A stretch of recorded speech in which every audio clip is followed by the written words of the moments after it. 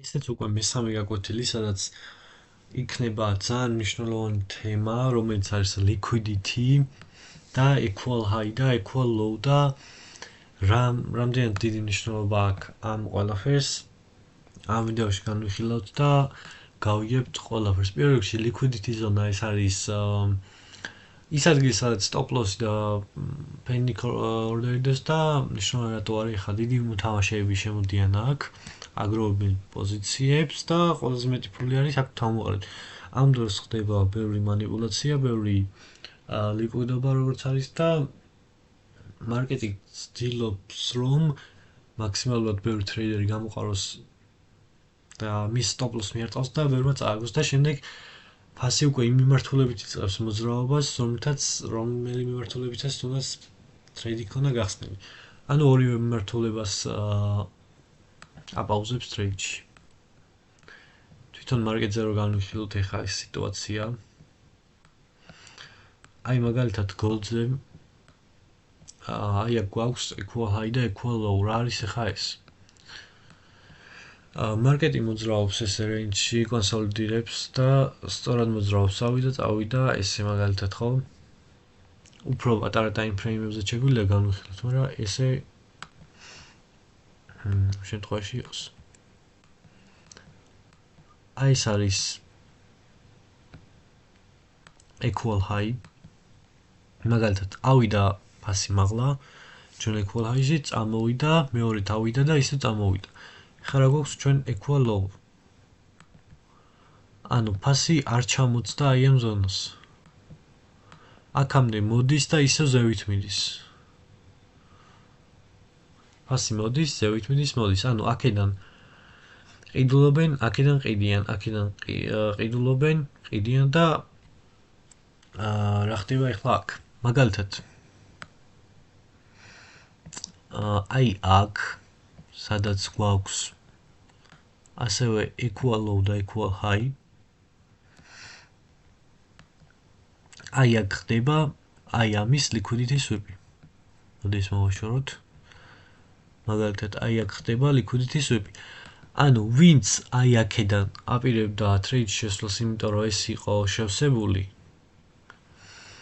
აქედან ვინც დაინახა დადასტურება რომ აღმავარს დასულიყო, ესენი დააპაუზა, ანუ აქ სტოპი დააყენეს, მაგალითად ტრეიდი გახსნეს და სტოპი დააყენა აი აქ.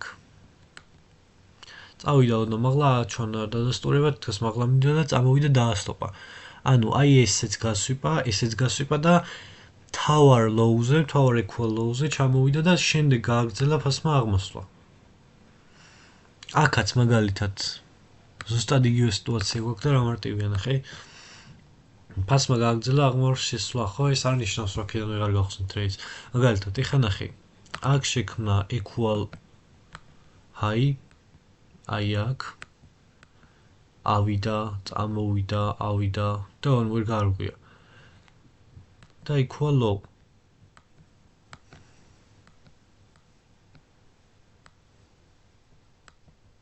equal high და equal low. აი, ეხლა ის მოვხსნათ.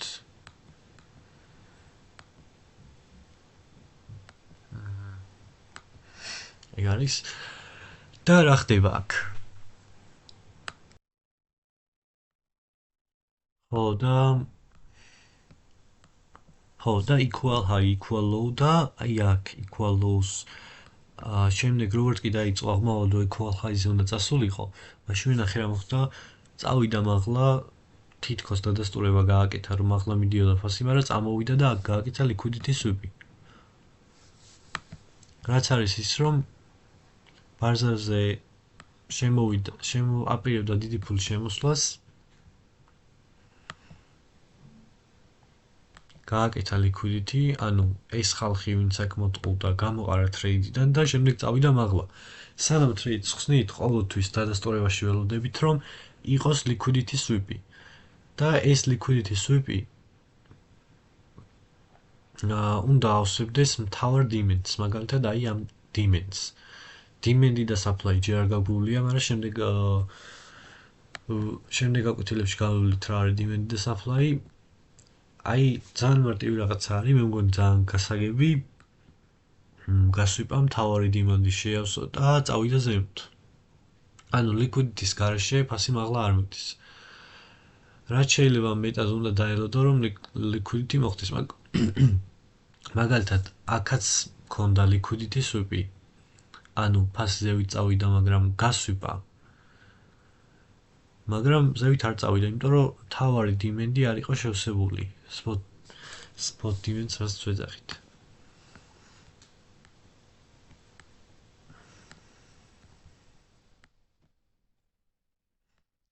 კიდევ ერთი მაგალითი თუ იქნება ვნახოთ და აი მაგალითად აქ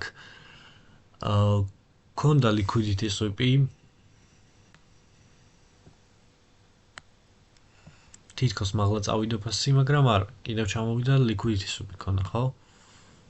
რა იყო, იმიტომ რომ არ ქონდა მთავარი demand-ი შევსებული, აი აქ არაფერი ქონდა შევსებული, აქ შევავსეთ.